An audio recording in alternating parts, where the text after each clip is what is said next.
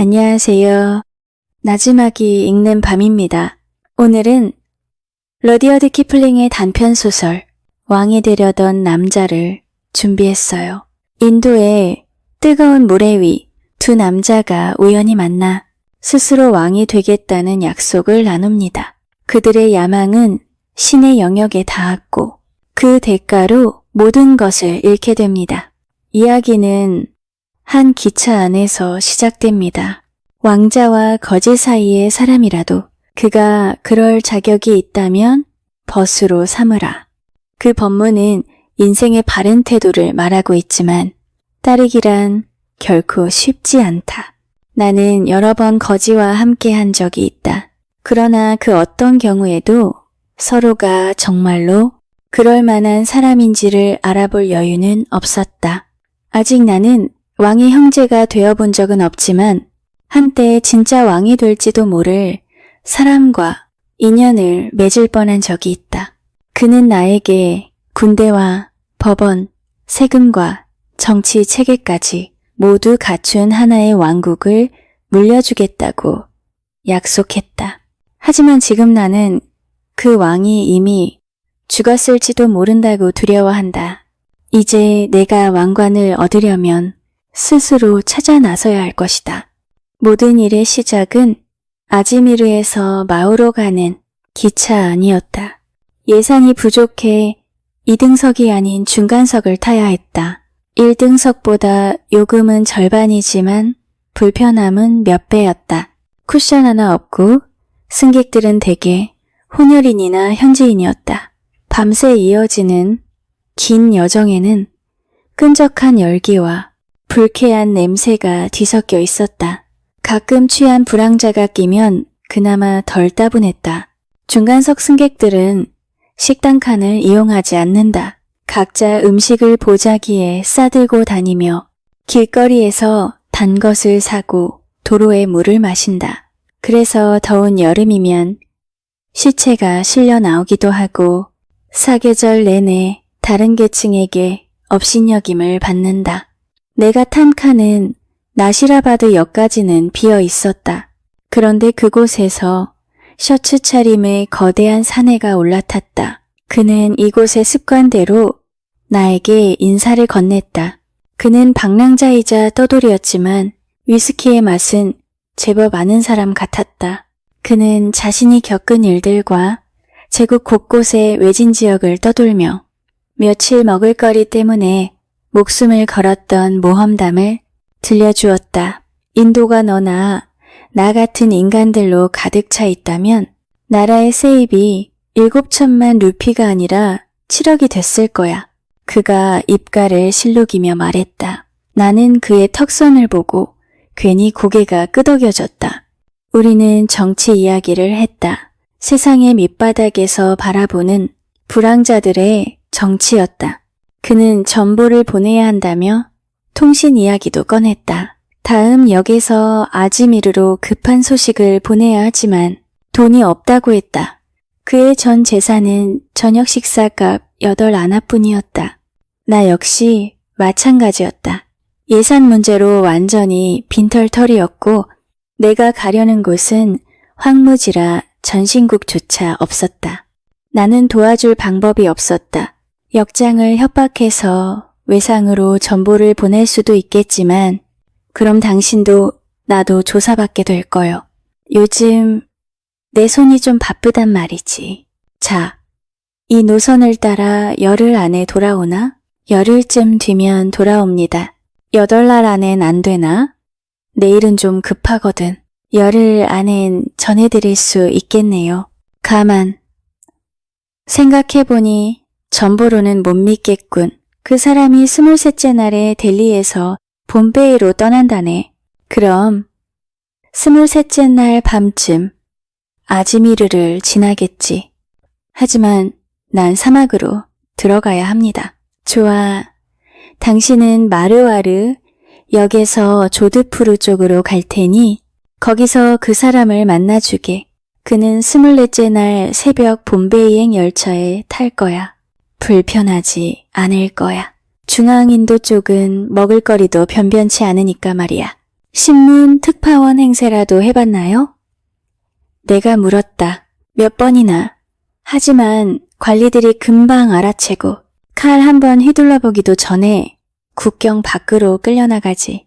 그래도 이번엔 꼭 전해야 할 말이 있네. 당신이 그를 만나면 그는 남쪽으로 갔다 라고만 말해줘. 그는 붉은 수염의 키 큰 신사일 거야. 2등석 객실에서 짐을 끌어안고 자고 있을 테니 겁내지 말고 창문을 내리고 그 한마디만 전하면 돼.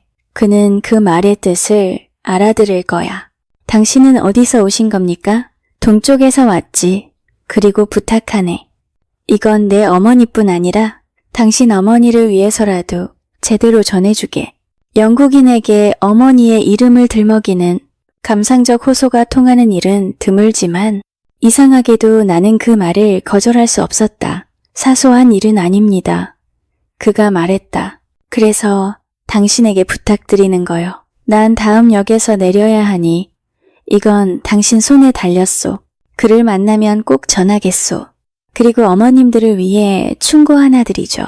지금은 중앙인도에서 신문 특파원 행세하지 마시오. 진짜 특파원이 돌아다니고 있으니까요. 고맙소. 근데 그 작자는 언제 떠난대? 내 일거리를 망치고 있다고.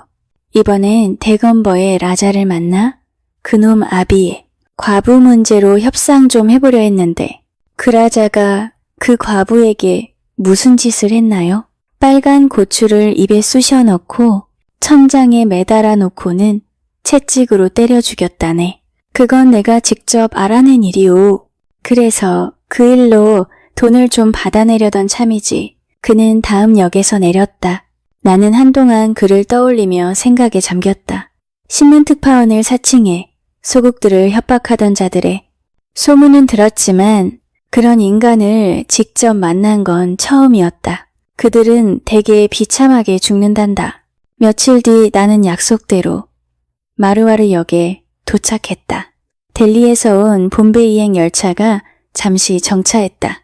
나는 2등석 객실 창문을 열었다.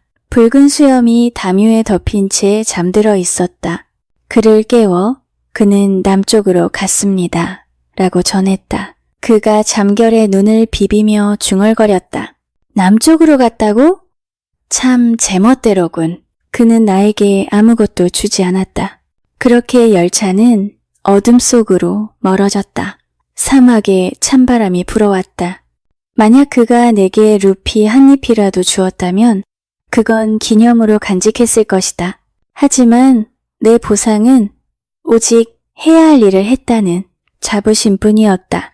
며칠이 지나 나는 다시 일상의 자리로 돌아왔다.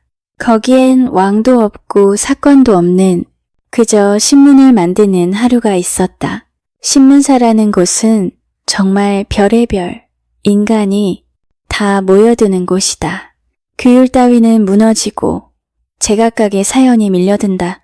어떤 날은 여자 선교사가 찾아와 지금이라도 즉시 제 글을 실어달라고 호소하고 지휘관 자리에서 밀려난 장교는 선임제냐 능력제냐 라는 제목의 논설 시리즈를 직접 써보겠다고 앉아있다.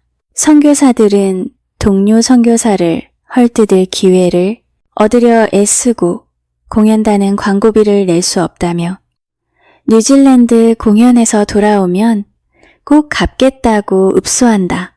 괴상한 발명가들은 절대 부러지지 않는 칼이며 신식마차 연결장치 도면을 품에 안고 찾아오고 차 회사 사람들은 사무실 펜으로 투자 서류를 작성한다. 모두의 준비위원들은 자신들의 파티가 얼마나 화려했는지를 지면 한가득 자랑하려고 몰려오고 낯선 여자는 여자 명함 100장만 빨리 인쇄해주세요 라며 편집장의 책상 위에 돈을 던져놓는다. 그리고 늘상 그렇듯 길 위의 무례한들은 문을 두드리며 교정 보는 일이라도 시켜달라고 한다. 그 와중에도 전화벨은 미친 듯이 울리고 유럽에서는 왕이 죽고 제국들은 서로 네가 더 나쁘다고 싸우며 정치가들은 연설로 세상을 뒤집어 놓는다. 작은 흑인 소년들이 원고 필요해요 라며 벌처럼 울어대고 신문은 아직 한 면도 채워지지 않았다. 그것이 그나마 재미있는 계절이었다. 그 다음 6달은 더 끔찍하다. 그때는 아무도 찾아오지 않는다. 기온은 유리창 끝까지 치솟고 실내는 햇빛을 가려서 겨우 글씨만 보일 정도로 어둡다. 인쇄기는 불덩이처럼 달아오르고 기사라곤 고산지대의 유흥 소식이나 부고뿐이다.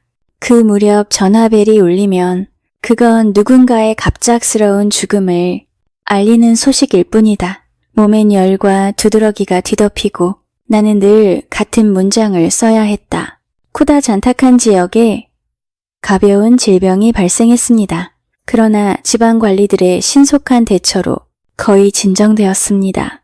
안타깝게도 사망자 소식이 전해졌습니다. 그러나 그 병은 결국 대유행이 되었고 신문은 잠잠해졌으며 그 사이에도 세상은 여전히 돌아갔다. 신문은 하루도 쉬지 않고 발행되어야 했고 산중의 피서지에 있는 사람들은 왜 요즘 신문이 재미없지? 라며 투덜댔다. 그것이 바로 달의 어두운 절반이라 불리는 시기였다. 직접 겪어보지 않으면 그 고통을 알 수 없다. 그 해는 유난히 무더운 해였다. 신문은 주말마다 밤늦게까지 인쇄를 이어갔다. 토요일 자정이 지나서야 나는 그날 신문을 혼자 마무리하고 있었다. 전보가 오기를 기다리며 새벽 3시가 되도록 인쇄기를 돌릴 준비를 하고 있었다. 모든 것이 멈춘 듯 고요했다. 열기는 숨이 막히게 짙었고 붉은 서쪽 바람이 타는 듯 불어왔다. 종이 위로 매미 소리와 함께 활자의 소리가 이어졌다. 나는 졸음에 겨워 전신기 옆에서 몸을 기울였다. 그때였다. 인쇄기의 바퀴가 마지막으로 돌아가고 커다란 굉음이 사무실을 흔들 때 그 앞에 두 사내가 서 있었다. 저 사람 맞지? 그래, 틀림없어. 두 사람은 크게 웃으며 땀을 닦았다. 길 건너 불빛이 보여서 왔습니다. 우린 길가 도랑에서 자고 있었거든요. 더위를 피하려고 말이죠. 그중 한 명이 말했다. 그래서 당신을 보러 왔습니다. 대건버 지방에서 우리를 돌려보낸 그 사람, 바로 당신이잖아요. 그는 바로 그때 기차에서 만났던 사내였다. 그리고 그 옆에는 그가 말했던 붉은 수염의 거대한 사내가 서 있었다. 눈썹과 턱수염만으로도 금세 알아볼 수 있었다. 솔직히 반가움보다는 피곤함이 앞섰다. 나는 잠을 자고 싶었다. 뭘 원하십니까? 조용한 데서 반 시간만 얘기합시다. 붉은 수염의 사내가 말했다. 술은 필요 없습니다. 아직 계약이 시작된 게 아니거든요. 다만 조언이 필요합니다. 돈이 아니라요. 당신이 우리 일을 망쳤으니 그만큼은 들어야 하겠죠. 나는 인쇄실을 나와 지도와 책들이 걸린 사무실로 그들을 안내했다. 붉은 수염의 사내가 손을 비비며 말했다. 이거야말로 제대로 된 곳이군. 자, 소개하지요. 이 사람은 피치 카나한, 그리고 나는 데니얼 드라봇입니다. 우리 직업은 말하지 않는 게 낫겠죠. 우린 군인도, 선원도, 조판공도, 사진사도, 거리의 전도사도, 신문 특파원 노릇도 해봤습니다. 하지만 지금은 둘 다 술에 취하지 않았어요. 우릴 먼저 보고 판단해 보시오. 의심이 풀리면 담배 한 개비씩 주시지요. 나는 그들의 눈을 보았다. 그들은 정말로 맑았다. 나는 담배를 내밀었고 그들은 천천히 불을 붙였다. 좋아요. 카나안이 거품 묻은 입술을 닦으며 말했다. 우리 둘은 인도를 다 돌아다녔습니다. 대부분 걸어서요. 보일러 수리공, 기관수, 하청업자, 안 해본 게 없죠. 그런데 이제 인도는 우리에게 너무 좁습니다. 실제로 그들의 덩치만 봐도 사무실이 작아 보였다. 드라봇의 붉은 수염이 방 절반을 차지하고 카나안의 어깨가 나머지를 메웠다. 이 나라는 너무 꽉 막혔어요. 지배자들은 하루 종일 통치만 하지 우리 같은 사람에게는 아무 기회도 주지 않아요. 땅을 파도, 돌을 깨도, 기름을 찾아도 정부가 나서서 말립니다. 그래서 우리는 결심했습니다. 이 나라를 떠나 다른 땅에서 우리 힘으로 왕이 되기로요. 드라봇이 낮게 중얼거렸다. 우리의 권리로서 왕이 되는 거야. 농담입니까? 내가 물었다. 지금 한낮의 태양이 머리를 덮여서 그런가요? 이건 하룻밤 자고 다시 생각해 보시오. 우린 술도 안 마셨고 반년 동안 이 생각만 했습니다. 드라봇이 대답했다. 책이랑 지도가 좀 필요하오. 우리가 정한 곳은 카피리스탄이요. 아프가니스탄의 북쪽 산맥 끝에 있는 나라지. 거긴 아직 아무도 지배하지 못한 땅이요. 그건 무모합니다. 내가 말했다. 거긴 험한 산맥이 이어지고 현지인들은 잔인하고 야만적입니다. 도중에 모두 죽을 겁니다. 그 말이 마음에 드는군. 카나안이 웃었다. 미친 짓이라 해야 우리가 기운이 나죠. 그 나라에 대해 알려주시오. 지도랑 책 좀 보여주시오. 그리고 우리를 바보라고 욕해도 좋습니다. 그들은 진지했다. 나는 인도전도의 대형 지도를 펼치고 경계지역 지도와 백과사전을 꺼냈다. 드라봇이 손가락으로 지도를 짚었다. 여기까지는 우리가 잘 알아. 우린 예전에 로버츠 장군의 군대에 있었거든. 여기서 오른쪽으로 방향을 틀면 산악지대가 시작되지. 시보리쯤 되는 험한 산맥이야. 춥겠지만 멀진 않아. 보이잖나? 나는 머리를 저으며 말했다. 정보가 다 부정확합니다. 거긴 제대로 알려진 게 아무것도 없어요. 카나안인들은 척도하지 않았다. 이 책에 따르면 그 사람들은 우리 영국인과 피가 통한다더군. 그들은 밤새도록 책과 지도를 훑어보았다. 이제 됐소. 드라봇이 말했다. 이제 우리가 어디로 가야 하는지 알겠소. 내일 아침 일찍 출발하지. 수고했소. 두 분 다 미쳤군요. 내가 말했다. 국경에서 쫓겨나거나 아프가니스탄에 들어가자마자 잘릴 겁니다. 지금이라도 일자리를 구해드릴 수 있어요. 내일이라면. 고맙소만 우린 내일부터 일하러 갑니다. 왕이 되는 일을요. 카나안은 주머니에서 종이 한 장을 꺼내 펼쳤다. 기름때 묻은 반쪽짜리 메모지였다. 거기엔 이렇게 적혀 있었다. 이 문서는 나와 당신이 맺은 계약임을 증명한다. 하나님 이름으로 맹세한다. 하나, 나와 당신은 함께 이 일을 정리한다. 곧 카피리스탄의 왕이 되는 것이다. 둘, 이 일을 마칠 때까지 술이나 여자를 가까이 하지 않는다. 셋, 품위를 지키며 한쪽이 어려움에 처하면 다른 한쪽은 그 곁을 지킨다. 서명자, 피치 탈리아페로 카나안, 데니얼 드라봇, 자유로운 신사 2명. 우린 이런 사람들이요. 카나안이 얼굴을 붉히며 말했다. 이 계약이 장난 같습니까? 우린 둘 다 술도 여자도 끊었소. 이제부터 진짜로 왕이 되려는 사람들입니다. 둘 다 바보로군요. 내가 말했다. 불이라도 내지 말고 아침 9시 전에 사라지시오. 그들은 여전히 지도를 붙잡고 메모지 뒷면에 무언가를 적고 있었다. 내일 저녁엔 숙소로 오시오. 그땐 인사라도 하게. 그들의 마지막 말이었다. 그들의 말대로 쿠마르센 숙소는 북쪽에서 온 낙타와 말, 사람들이 뒤섞인 혼돈의 장소였다. 그곳엔 중앙아시아와 인도의 온갖 민족이 모여 있었다. 그리고 그날 오후 그들 둘을 다시 보았다. 한 사람은 헝클어진 천 조각을 두른 사제의 모습이었고 다른 한 사람은 그 뒤에서 짐을 들고 있었다. 사람들은 그들을 보고 웃음을 터뜨렸다. 저 사제는 미쳤다오. 한 말상이 내게 말했다. 카불에 가서 인형을 팔 거라지. 아미르가 그를 높이 평가하든 목을 베든 결과는 곧 알겠죠. 사제는 회오리바람처럼 소리쳤다. 나는 룸에서 왔다. 악마의 숨결에 실려 바다를 건넜다. 도둑들과 거짓말쟁이들아, 하늘의 축복이 너희 머리 위에 있으라. 누가 나를 북쪽으로 데려가 아미르에게 이 멈추지 않는 부적을 팔게 하겠느냐. 그는 천을 펄럭이며 빙글빙글 돌았다. 그제야 나는 깨달았다. 그는 드라봇이었다. 그리고 짐꾼으로 변장한 사람은 카나안이었다.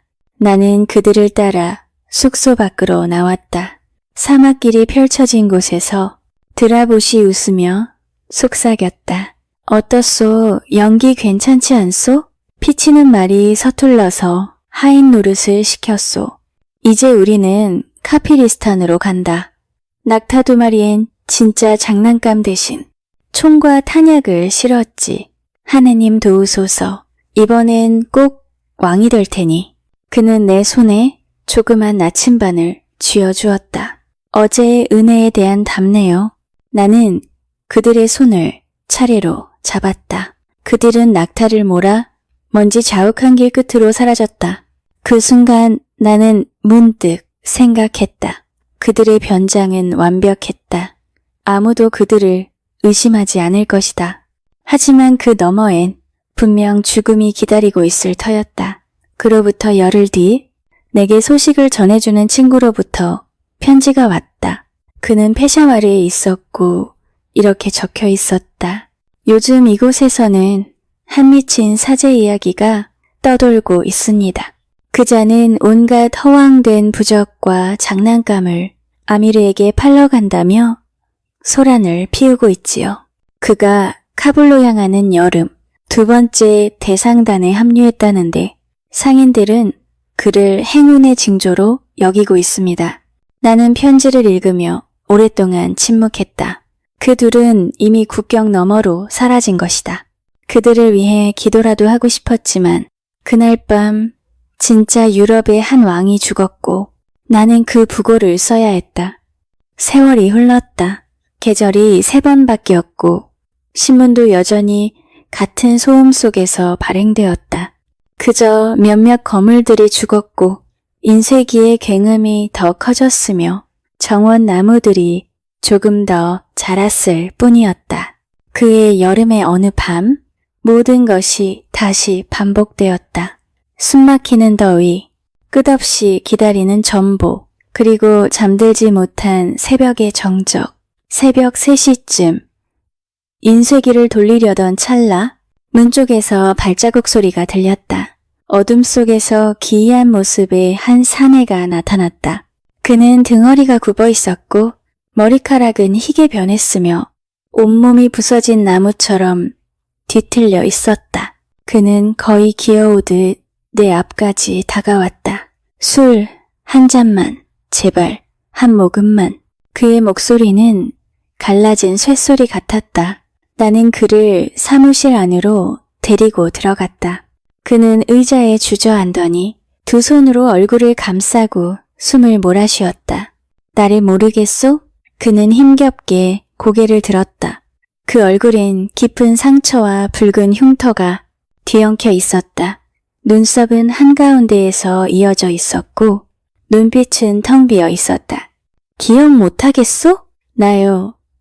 피치탈리아페로 카나안이요. 그날 밤 이 자리에서 우리가 계획을 세웠잖소. 그때 당신이 지도랑 책을 꺼내줬잖소. 우린 그걸 들고 떠났소. 나는 말문이 막혔다. 그는 거의 폐허처럼 보였다.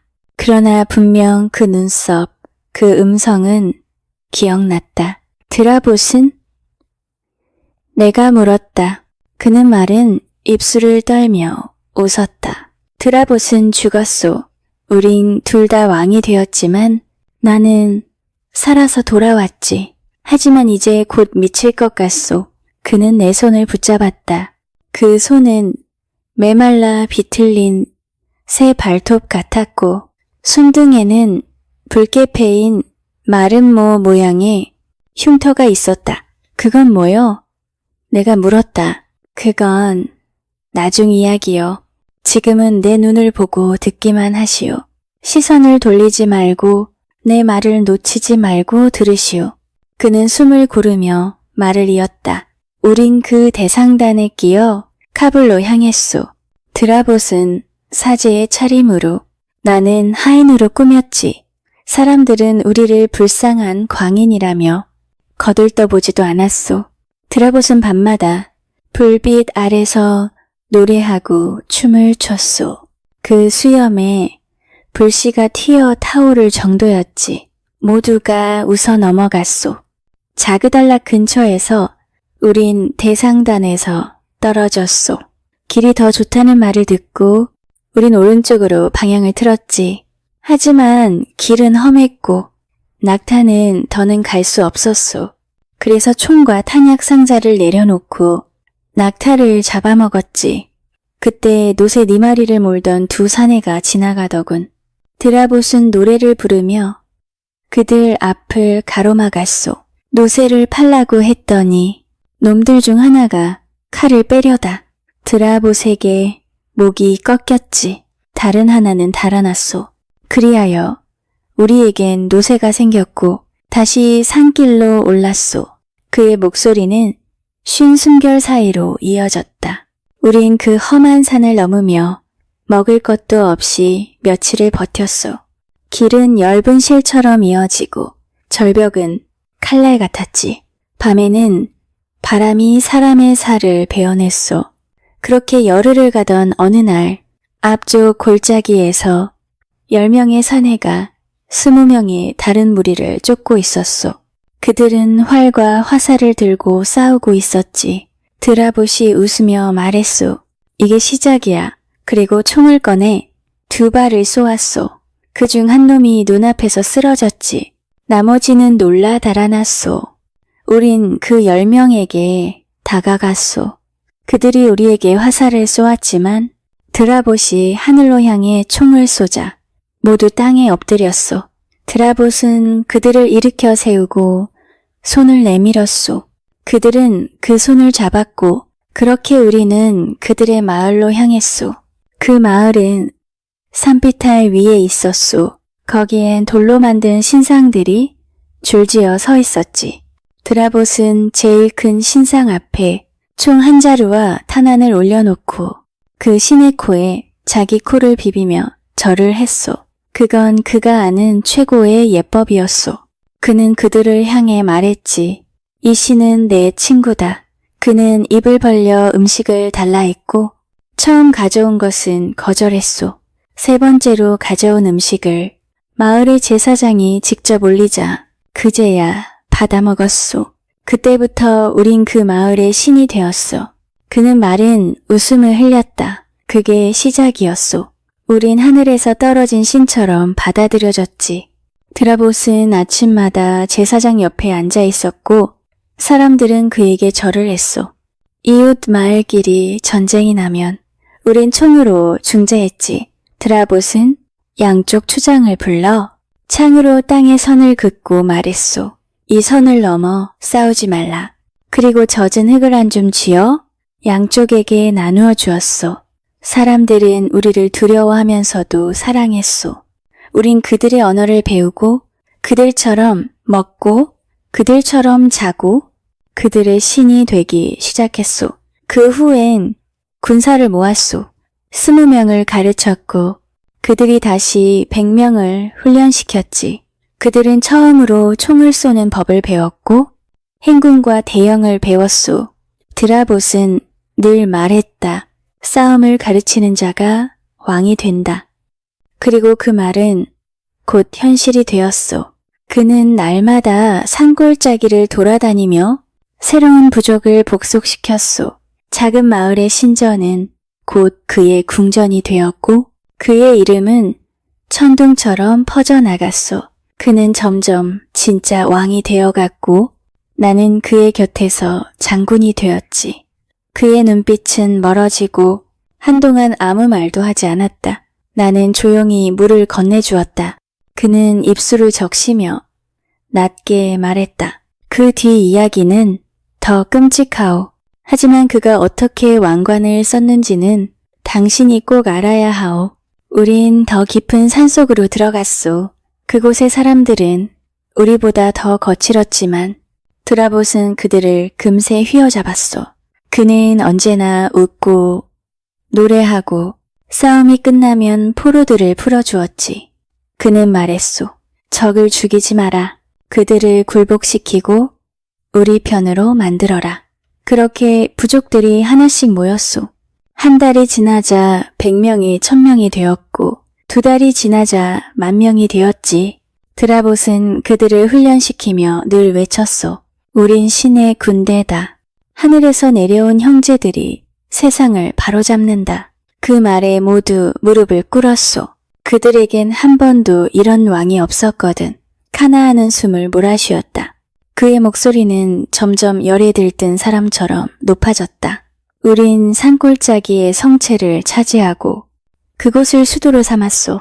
드라봇은 모든 마을에 세금을 정하고 길을 만들고 심지어 재판까지 열었소. 그의 말 한마디가 법이었소. 그는 왕의 자리에 앉아 있었고 나는 그의 오른팔로 그 옆에 있었지.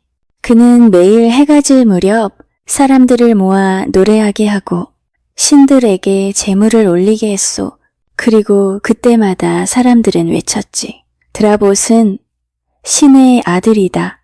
나는 그를 보며 두려웠소. 그의 눈은 불타는 석탄 같았고 그의 몸에는 힘이 넘쳐 흘렀소. 그가 걸을 때마다 군사들이 땅에 엎드렸지. 그가 왕관을 쓴 날을 나는 잊을 수 없소. 그날 하늘은 눈부시게 맑았고 사람들은 흰옷을 입고 광장에 모였소. 신전 앞에는 돌로 만든 왕좌가 있었고 그 위에 드라봇이 섰소. 한 노승이 금실로 수놓은 천을 들고 와 그의 머리에 씌워주었지. 그 천엔 태양과 별 그리고 십자무늬가 새겨져 있었소. 그는 양손을 들어 하늘을 향해 외쳤소. 이제 나는 신의 뜻으로 이 땅의 왕이 되었다. 그때 사람들은 절규하듯 환호했소. 산 전체가 흔들릴 정도였지. 그리고 그가 나를 불렀소. 피치, 이제 너는 내 형제다. 오늘부터 너는 신의 오른손이다.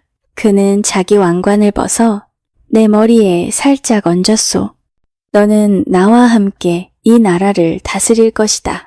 그 말에 나는 눈물이 나더군. 그 순간 나는 진심으로 우리가 신의 사람들이라고 믿었소. 그 뒤로 몇 달 동안 우린 정말로 왕과 장군처럼 살았소. 금과 은이 쌓였고 말과 노새가 넘쳤소. 드라봇은 아침마다 군대를 점검하며 외쳤지. 우린 이 땅을 하나로 묶을 것이다. 그의 눈에는 한치의 의심도 없었소.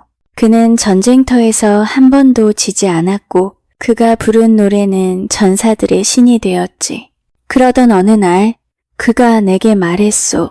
피치, 이제 신전의 제사장들이 날 신으로 모신다. 그들이 내 목에 금사슬을 걸고 내 손에 검을 쥐어주었다. 이제 진짜 왕이 된 거야. 그런데 말이야, 신의 아들이라면 혼자 살아서는 안 되겠지? 나는 그 말이 불길하다고 느꼈소. 그런 생각은 하지 마시오. 드라봇, 그건 금기요. 우리 계약서를 잊었습니까? 그는 잠시 나를 바라보다가 웃었소. 계약은 사람이 지키는 거지만 신은 스스로 법을 만든다네. 그리고는 천천히 걸어나갔소. 며칠 뒤 그는 이웃 부족의 공주를 불러들였소. 그녀는 눈처럼 흰옷을 입고 있었고 그의 발 앞에서 고개를 숙였지. 사람들은 숨을 죽였소. 그가 그녀를 아내로 삼겠다고 선언했거든. 제사장들이 두려워 떨었소. 그들은 신의 피와 인간의 피를 섞어선 안 된다고 했지. 그러나 드라봇은 웃으며 말했다. 내 피는 이미 신의 피다. 그녀는 신의 여인이 될 것이다. 그 순간 제사장 하나가 외쳤소. 그는 인간이다. 그리고는 드라봇의 가슴에 손을 뻗었지. 그는 반사적으로 그 손목을 잡았는데 그 손에 있던 금팔찌가 풀리며 그의 살에 상처가 났소. 붉은 피가 흘러나왔지. 사람들은 얼어붙었소. 그들은 피를 본 거요. 신이라면 피를 흘릴 리가 없다고 믿었거든. 순식간에 광장은 혼란에 휩싸였소. 사람들이 외쳤지. 그는 신이 아니다. 거짓된 왕이다. 드라봇은 한 걸음 물러나며 나를 찾았소. 피치, 피치. 나는 달려갔지만 이미 늦었소. 사람들이 창을 들고 몰려왔지. 우린 신전 안으로 도망쳤소. 드라봇은 문을 막으며 웃었소. 이게 신의 뜻이라면 그 뜻대로 하겠지. 그는 내 손을 잡았소. 내 형제여. 우리 함께 갔던 날을 기억하나? 기억합니다. 그럼 이걸 가져가게. 그는 가슴에서 금빛 왕관을 벗어 내 품에 쥐어주었소. 이걸 가지고 돌아가. 우리의 이야기를 세상에 전해줘.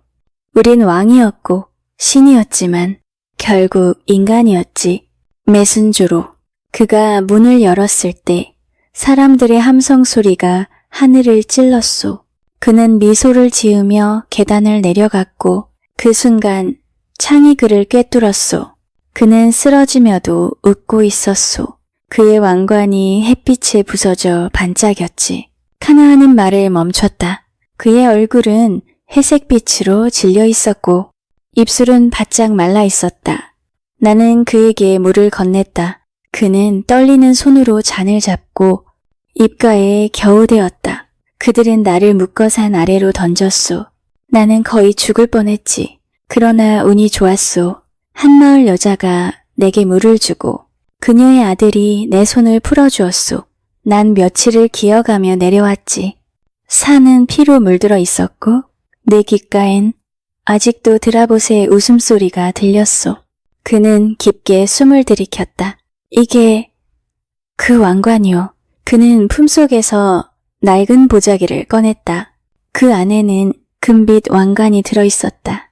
깨진 조각이 여기저기 붙어 있었고 빛은 바랬지만 여전히 눈부셨다. 이건 진짜요. 드라봇이 썼던 왕관이요.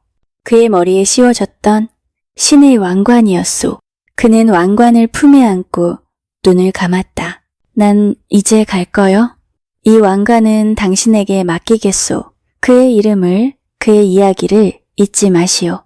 그는 천천히 일어섰지만 다시 쓰러졌다. 그의 손끝이 왕관을 감싼 채 움직이지 않았다. 나는 며칠 뒤 그의 시신을 확인했다. 그의 주머니에는 조그만 가죽 조각이 들어 있었고 그 위에는 흐릿한 글씨로 이렇게 적혀 있었다. 나는 왕이었다. 그가 내게 왕관을 맡기고 떠난 지 사흘 뒤였다. 사무실 문이 조용히 열렸다. 그는 다시 나타났다. 그러나 이번에는 완전히 달라져 있었다.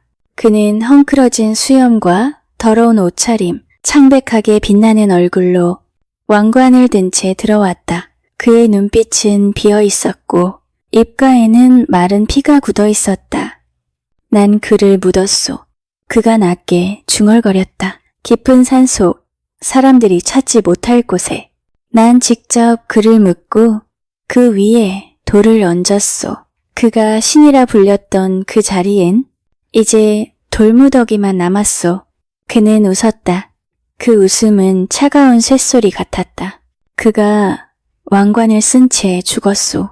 나는 그걸 벗겨들고 내려왔지. 그의 머리가 아직도 왕관 안에 있었소. 나는 몸이 굳었다. 그가 천천히 왕관을 풀어보였다. 그 안에는 하얗게 말라붙은 해골이 있었다. 드라봇의 머리였다. 왕관은 그대로였지만 살점은 사라지고 뼈만 남아있었다. 이게 그 증거요. 그는 중얼거리며 왕관을 내밀었다. 이걸 본 사람은 이제 당신뿐이요. 나는 더 이상 아무것도 믿지 않소. 세상도, 사람도, 신도, 우린 모두 미쳤던 거요. 그는 머리를 감싸주며 뒤로 비틀거렸다. 나는 왕의 형제였소. 나는 신의 오른손이었소. 그런데 지금은 아무것도 아니오. 그는 갑자기 웃기 시작했다. 처음엔 낮게, 곧 크게 그리고 끝내 미친 듯이 웃어댔다. 왕의 형제라니. 하하하. 이제 봐요. 내 손에 왕관이 있잖소. 그는 방 안을 돌며 허공에 대고 외쳤다. 하느님이여, 보셨지요. 우린 당신처럼 군림했소. 하지만 당신보다 먼저 죽었소. 그의 웃음은 점점 끊어졌고 그는 바닥에 주저앉았다. 왕관은 그의 무릎 위에 떨어졌다. 그는 그 위에 머리를 기대고 중얼거렸다. 이제 잠을 자야겠소. 드라봇이 기다리고 있을 테니까. 그는 그대로 잠들듯 고개를 숙였다. 나는 다가가 그의 어깨를 흔들었다. 그러나 그는 이미 숨이 멎어 있었다. 나는 사람을 불러 그의 시신을 가까운 묘지에 묻게 했다. 그의 가슴 위에는 그가 쥐고 있던 왕관을 올려두었다. 그리고 작은 나무 십자가에 그의 이름을 새겼다. 피치탈리아페로 카나안, 왕의 형제였던 사람. 그날 밤 나는 사무실로 돌아와 혼자 남았다. 책상 위에는 여전히 그들의 지도와 메모가 있었다. 하늘에서 온 형제들이라는 글귀가 희미하게 남아 있었다. 나는 그 종이를 접어 서랍 안에 넣었다. 창밖으로 바람이 불어왔다. 사막에서 불어오는 먼지 냄새 속에 어딘가에서 들려오는 웃음소리가 섞여 있었다. 그건 마치 드라봇의 웃음 같기도 하고 카나안의 낮은 노래 같기도 했다. 나는 그날 밤 잠들지 못했다. 그리고 새벽녘 멀리서 동이 틀 무렵 창가에 놓인 왕관의 금빛이 조용히 사라지는 걸 보았다. 이렇게 이야기가 끝이 납니다. 왕이 되고자 했던 두 남자, 그들의 꿈은 찬란했지만 결국 험으로 사라졌습니다. 인간의 야망이 신의 자리를 넘보는 순간 모든 영광은 모래처럼 흩어지고 맙니다. 그들의 이름은 잊혔지만 그들이 남긴 이야기는 오래도록 들려오고 있습니다. 오늘은 여기서 인사를 드릴게요. 편안한 밤 되세요.